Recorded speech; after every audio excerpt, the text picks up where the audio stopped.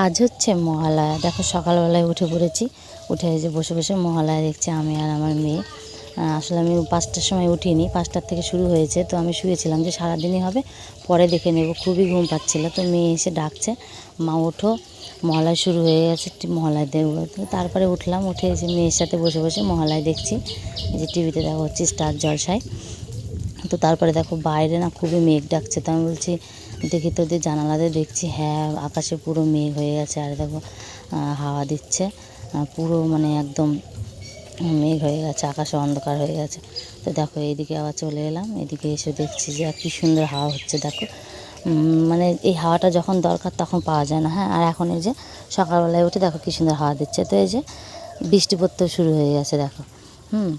মানে মেঘও হয়ে গেল, বৃষ্টিও হতে শুরু করে দিয়েছে। দেখো বৃষ্টি পড়তেও শুরু করে দিয়েছে। তো এই যে আমার ঘরের সামনে একটু বৃষ্টি না পড়তেই না আমাদের এই ঘরের সামনেটা জল বেঁধে যায়।